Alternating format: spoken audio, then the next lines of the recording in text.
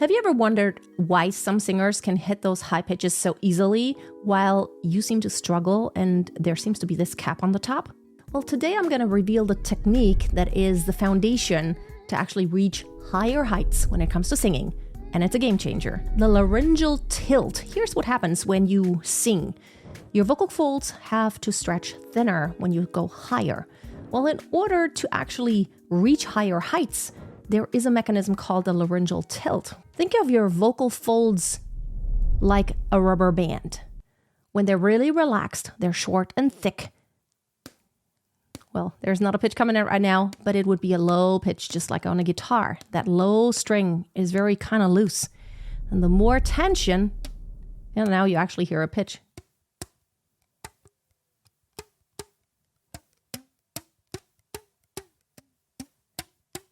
See, the more I stretch, the faster it vibrates and the higher the pitch becomes. In order for your vocal cords to stretch more, there is this point at which, when you come to the top of your chest register, there is a laryngeal tilt. That means your larynx tilts to where it pulls on the vocal cords so that you can sing higher. Now, that tilt also is responsible for that transition or the bump in your vocal range, which usually makes it a little difficult to sing seamlessly. There is this flip happening. Now, I'm going to give you a few exercises that help you bridge the gap. Now, talking about transitions, did you know that transitions are important not just in singing, but also physically in your body? A healthy body is really important for a singer, so your gut biome is extremely important. I've partnered with Viome. I'm absolutely in love with them. They actually help you do a gut intelligence test. Check them out. I've done that a couple times. My mother has done it. My entire family has done it and has changed my life because they diagnose for me what foods are really good for my gut biome and how I'm doing. Check them out. The link is below. Love this. Now, let's get back to the exercises. Exercise number 1, Sirens. Now, when you sing Sirens, you bridge the gap without really focusing on it too much. Start with your lowest pitch and then go all the way high. Ooh.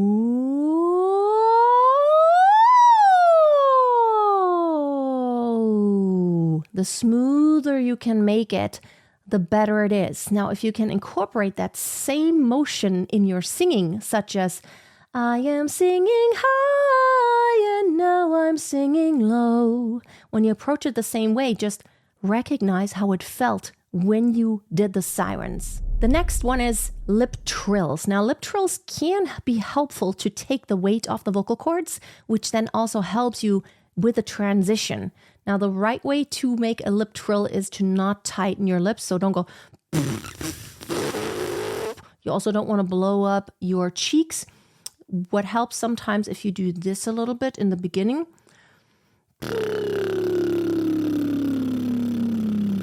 Think of like a duck beak. And then do the lip trills while going up and down, just like you did with the Sirens.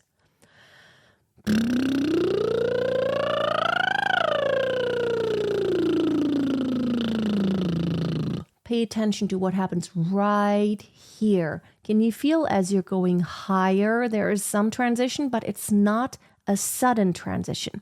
But noticing the sensation is essential here. And now when you sing, it's the same principle.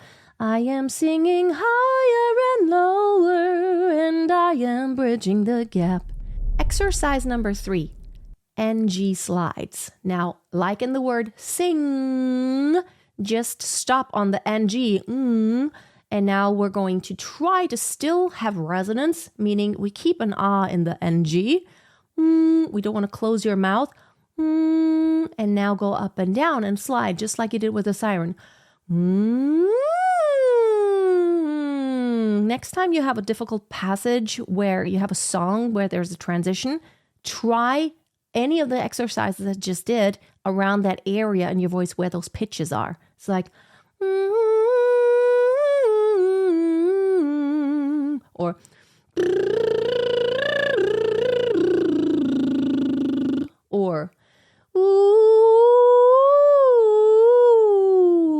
slide around.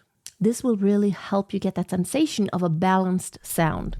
Exercise number 4, transitioning from an oo to an e sound.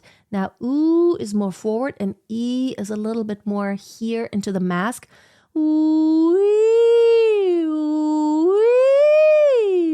So slide up and down while transitioning from an oo to an e and back. When you next time practice that passage in a song that's difficult, ooh,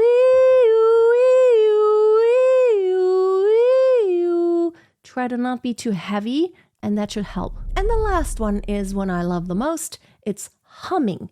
Now, when you hum, you want to enclose a space. You want to keep some kind of an open ah sound while you enclose that with your lips. And then again,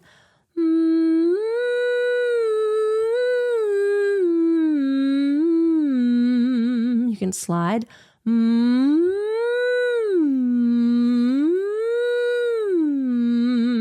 Pay attention. I want you to start feeling the laryngeal tilt and what it feels like that sensation in the back of your throat without it happening suddenly and harshly. When you do any of these exercises, try to focus on a nice forward resonant sound, meaning try to still lift your soft palate and have a nice open space back in your throat, which we call the pharynx. These are a great starting point to get a good grip on the transition of your voice. Now, if you want to dive a little deeper and brush up on your singing overall with all the aspects, check out my free PDF, How to 10x Your Singing Skill. The download link is below. It's free, and I think it's going to help you.